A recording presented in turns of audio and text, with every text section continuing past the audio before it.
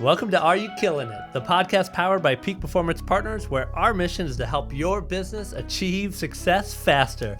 I'm your host, Dr. John Ronaldo, and each week our team of business experts brings you the tools, insights, and strategies you need to kill it in your business. No fluff, just real talk to fuel your growth. So let's dive in. Are you killing it, guys? How are you today? We are killing it. Killing it. Here we go. I am Another episode. Joined here by two of the three founders of Peak Performance Partners. We got Patrick Stewart here today. Yo. And Ricky Navarre. What's going on? Hey-o. And we're missing Kevin today. But he's doing family stuff, and that's good. And we encourage that. So he's getting some quality time with family. So family is much more important than what we're doing here on the podcast, right? Amen. Oh, Amen. Absolutely. All right, guys. I'm excited about today. Quite a few episodes ago, we had a conversation about one-on-ones, the purpose of one-on-ones, and why we do them. We're going to delve a little bit deeper here in episode 16, the right way to have one-on-ones, do's, don'ts, and must-haves. So, great episode last time. For those of you who are faithful listeners to Are You Killing It, definitely go back, take a look at the first episode. But we'll provide some new insight and content on this. This is you don't necessarily have to listen to the previous episode to gain insight here. So, first of all, real quickly, kind of backing up, Patrick, why have one-on-ones? What's the purpose of one-on-ones? Why is that even important to us? I mean, again, I think the one-on-one, number one, it's the best opportunity to start to build trust. You know, because trust is the foundation of any organization or really any relationship. So if you want to have a difficult conversation with somebody, I always say you better have the trust bank full when you start to withdraw. Yes, So absolutely. when you're making those withdrawals, because that's what the tough conversations are. So I would say building trust is. Absolutely. And of course, we're talking, we want every manager, every director, every supervisor to have a one-on-one with their supervisee every week, ideally. That's the whole goal, right? Relationship building. So that's a big piece of this. So Ricky, in terms of your experience with this, when you're coaching, even in your own business experience, what's the biggest difference between an effective and an ineffective one-on-one? I would say one of the biggest differences is when people go into a one-on-one, they really go in with this idea of mentoring and coaching. I'm going to coach my team members so they can be better. We're going to work on the things they're not so good at, and kind of refine it and just kind of help them be better at it. What ends up happening is they turn it into update meetings.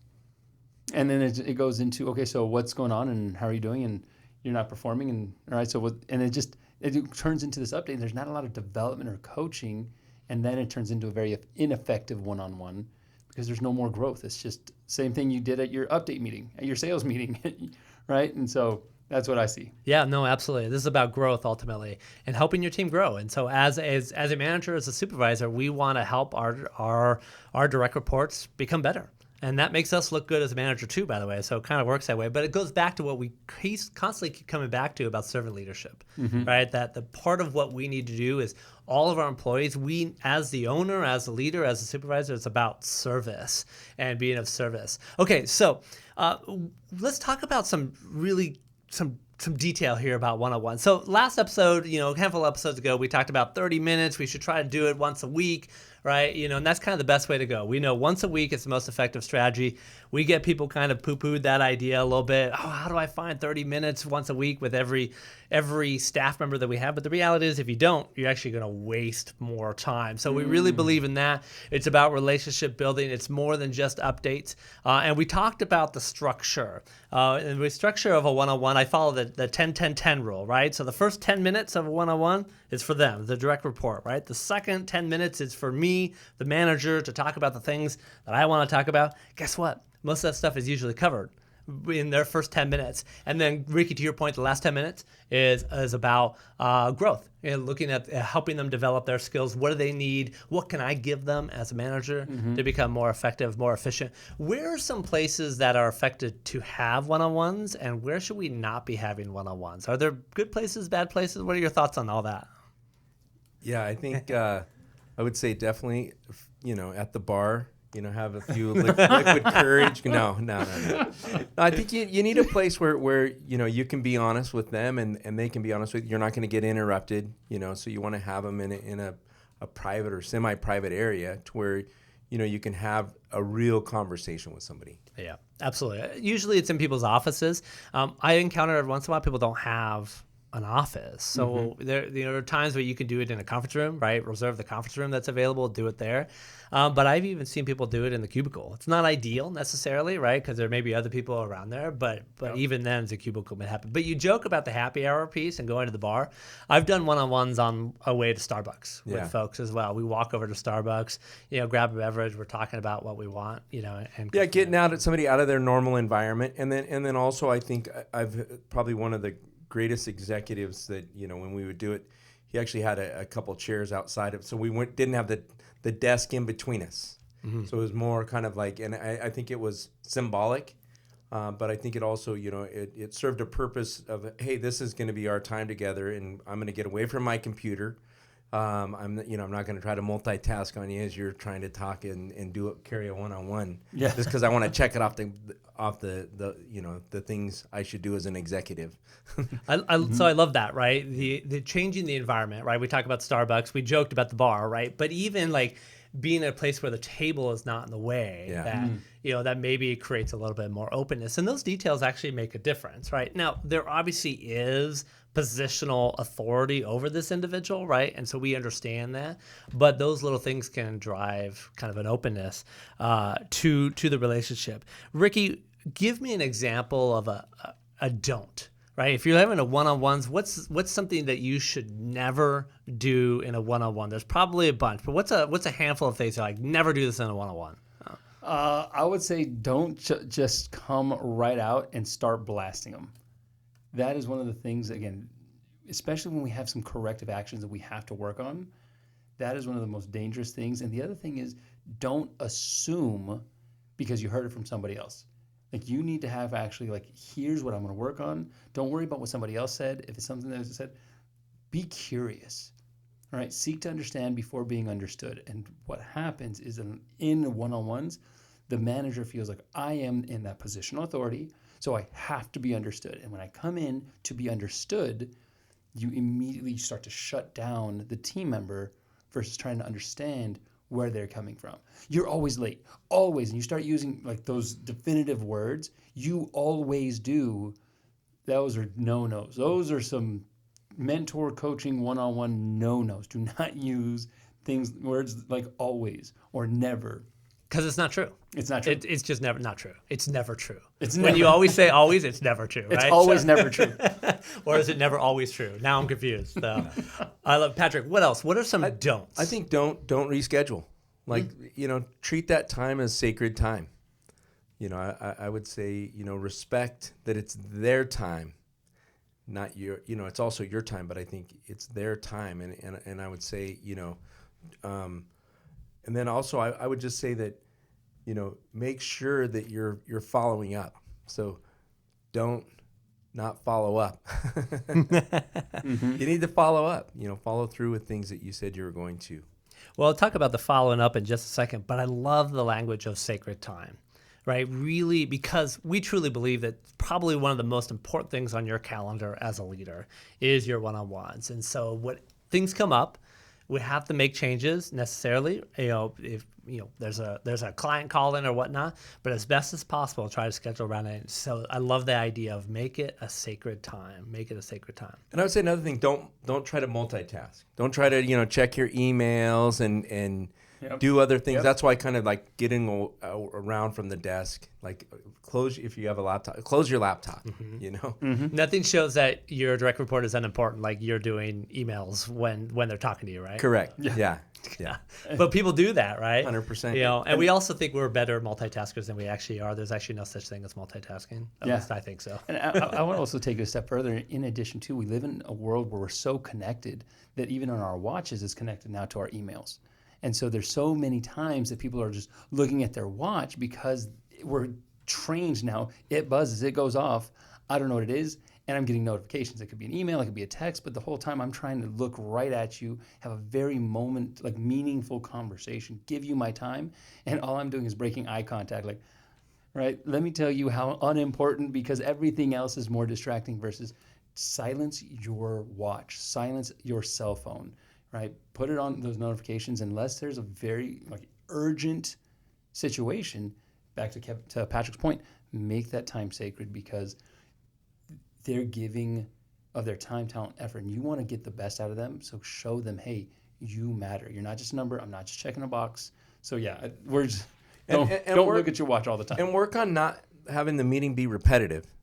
You know, like it's like I had one boss, and literally I was like, we should just record this so that he can just watch each week it's the same thing, right? Yeah, it's just on the repeat. recording. It's like same thing. It's on autopilot. Yeah. I had a colleague that I used to work with. We're good friends now. We were peers, right? It wasn't a managee situation, but she would constantly look at her watch, right? Because it would be buzzing like every second with a text or email or whatnot. And I remember at one meeting, we were just having a meeting, just the two of us, and I called her out. I said, dude, you are constantly looking at your watch, and it makes me feel like I'm not important. Like, why am I in the room? But that's, and she, to her credit, she's like, dude, you're 100% right. I need to work on it. So over time, when I had meetings, she still do it. She's like, oh, let me put my watch away, right? Yeah. You know, but his idea is like the person right in front of you is most important. And even having your phone out on the desk or the table when you're having a one-on-one, even that communicates something like, hey, you know,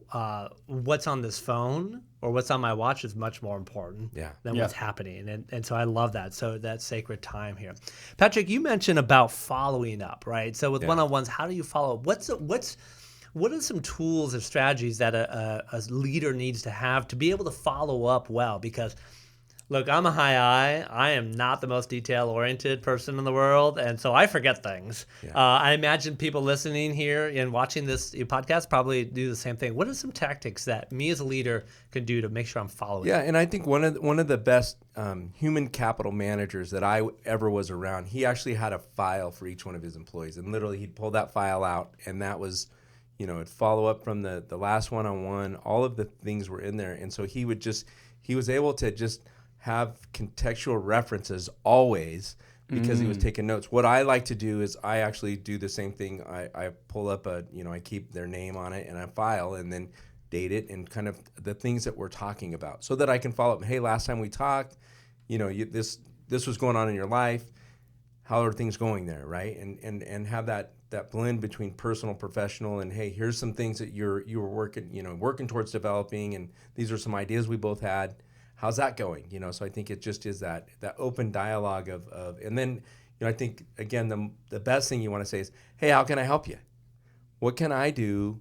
What kind of resources do you need that you don't feel that you have right now? You know, and getting some of that input to where they're also part of the solution.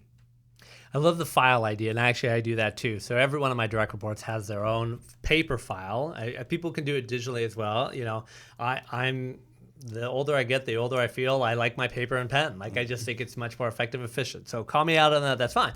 But everyone has their own file, right? So Ricky, you've got a file in my file folder. Patrick, you've got one, and each of them has their own notepad. And so I put the date of the one-on-one. So today is whatever, October something. And I always, you know, spend 5 minutes prepping, right? As the manager, 5 minutes prepping. Here are the things I want to talk with Ricky about. I put it on.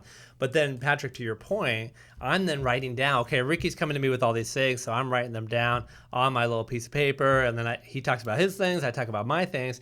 And then that's exactly it. So when I'm prepping for next week's one-on-one, I go back to last week's one-on-one and say, oh, what did we talk about? Anything that we need to follow up on? And it reminds me to be able to have the follow-up because I have the worst memory.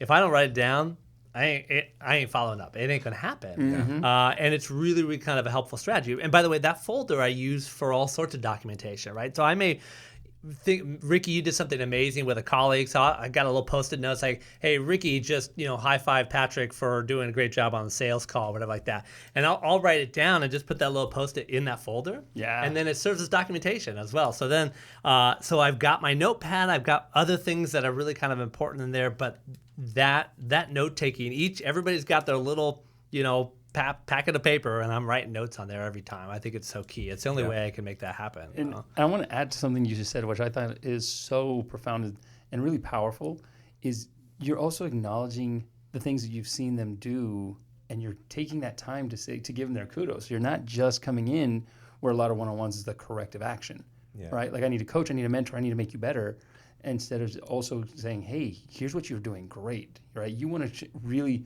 solidify people's positive behaviors. then edify them positively on those behaviors. And so when you say, "Hi, I got the sticky note," you put it in there. It allows you, because not everybody, back to the DISC, personality styles and behaviors. Not everybody wants to be recognized in public. So when you have the one-on-one and you're able to recognize the person the way they like to be recognized, that's so powerful. And very few people take that time to do that. That was cool. Well, and I think it's important too that, this serves as documentation. So nobody ever wants to write up an employee or anything like that. But because you're meeting weekly with your direct reports and you're taking notes each time, should there be a HR issue that needs to be documented, you can go back to your folder of notes and be able to go back to it and report whatever needs to be reported. And at the same time, at the end of the year, when I'm doing performance evaluations, I've got my weekly notes, and everything that we've ever talked about over the last 52 weeks is there. And then that becomes the backbone of your performance evaluation. And then we're not sitting there going, okay, what did you do good? What did you do bad? Like many of us do with the performance evaluation. That will be a podcast later. We'll talk about performance evaluation processes at some point. So I love it. Okay. So Patrick, you talked about sacred time, making sure one-on-ones are sacred time. So how can we as leaders ensure our one-on-ones remain consistent and valuable over time, right? You were talking about an example of like, I should just record this one-on-one and just repeat it each week. So that clearly is not effective. So what are some strategies to make them more effective so that they continue to be valuable when you meet every week? Yeah, I think you really got to get into the person's, like, why are they doing what they're doing? What's their personal vision, right? Where do they see themselves in 5 years? Where do they see themselves in 10 years? What are they working towards?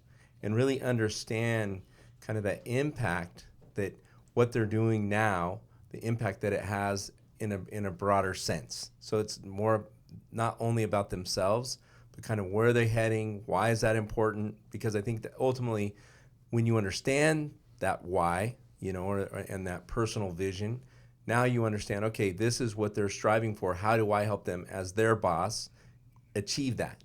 And what do I need to in the way to help them?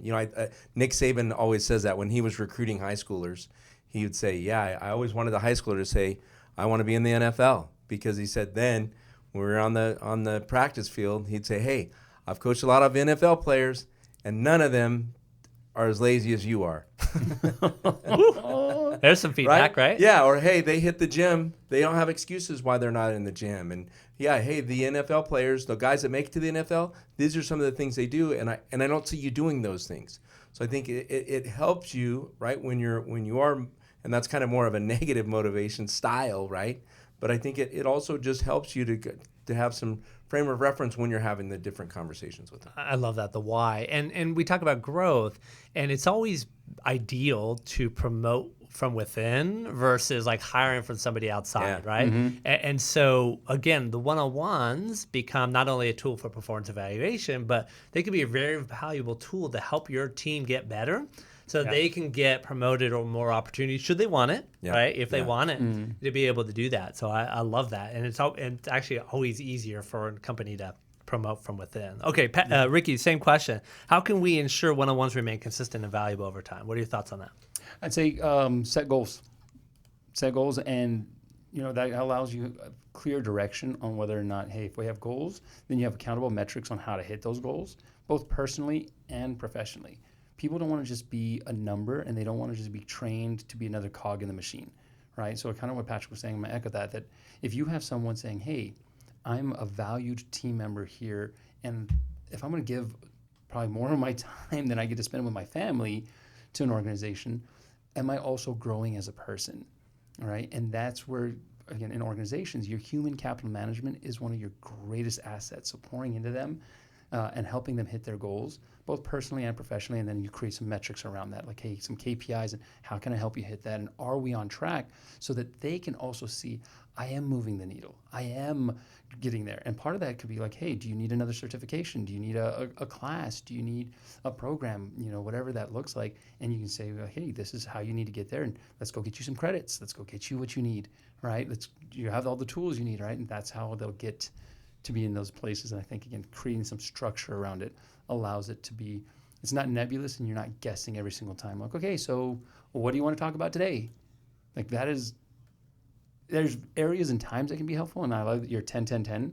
But if you create like an agenda and some structure to it, they know, and it keeps that time frame tight. You want to be very intentional with your time, because sometimes those conversations can go off the rails.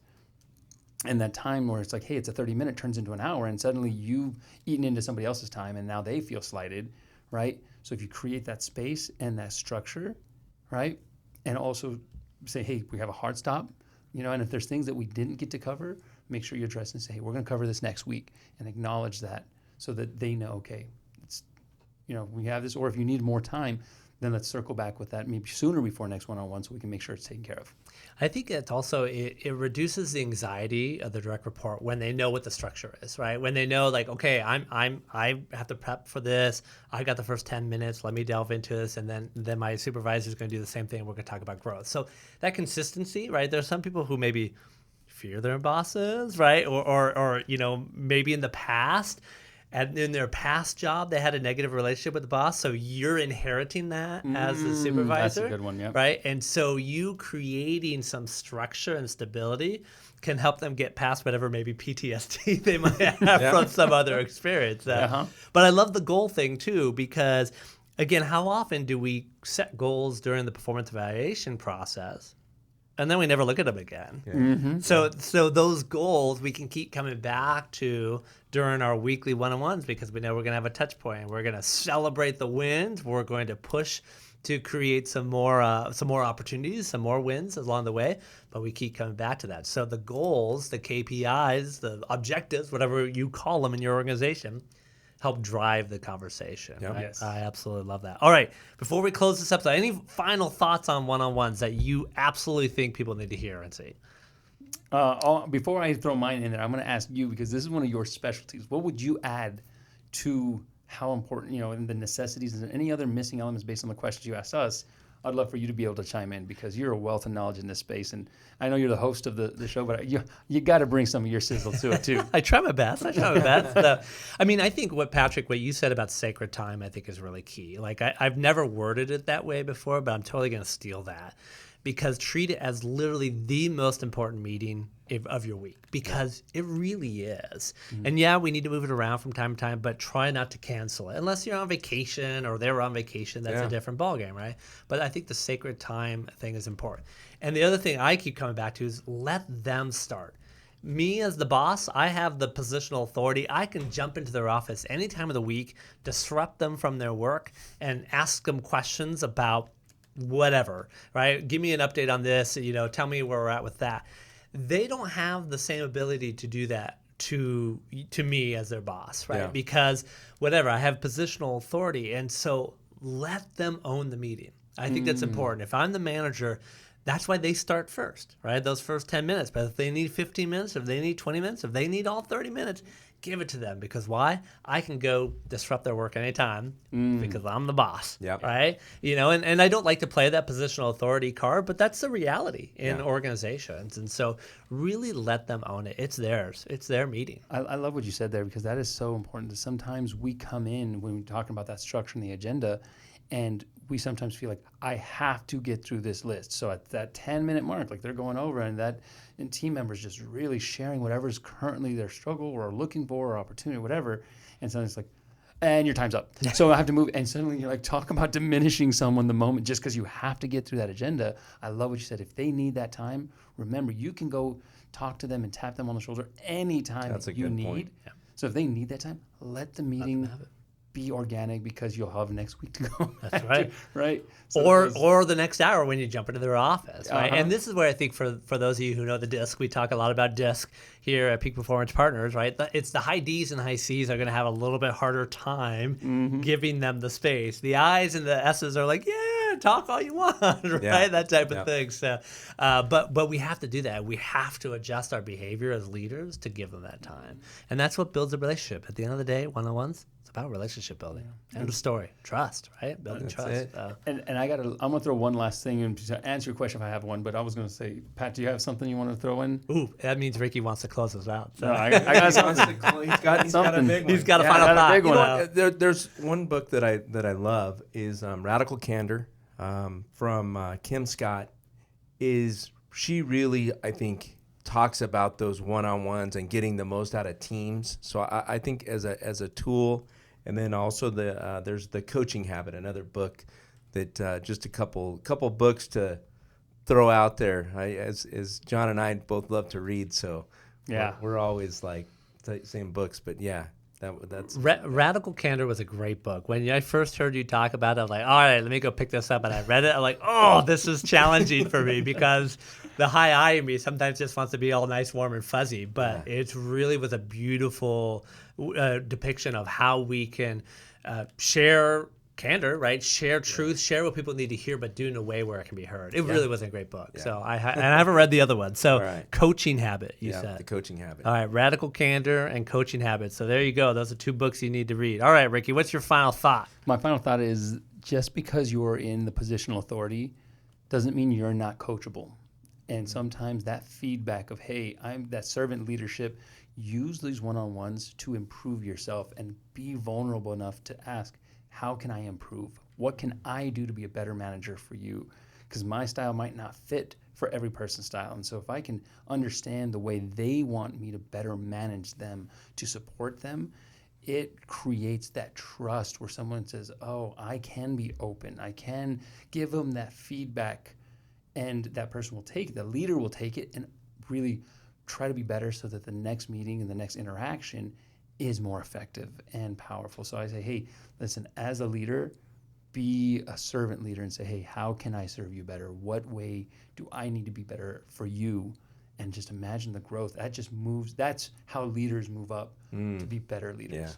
Yeah. I love that. Look, and I love what you said, right? Leaders, if you have positional authority, you need to be coachable too, right? And you need to take feedback, because what we do know is that if you're a leader and you're not coachable, you're probably not going to be a leader for very long. Yeah. That's the reality, right? That's true. There it is. I love it. All right, friends. Well, thank you so much. That was good. A little deep dive here on the one-on-one. So I appreciate Patrick, Ricky, making that happen. So the right ways to have one-on-ones, do's, don'ts, and must-have. That wraps up this episode of the Are You Killing It podcast, powered by Peak Performance Partners. We're so excited to keep bringing you episodes week after week after week. Please follow, subscribe, listen, share with folks that you know need to hear this. And we're just glad to be on this journey with you. So thank you all so much for tuning in, and we're looking forward to having you join us on the next episode of Are You Killing It?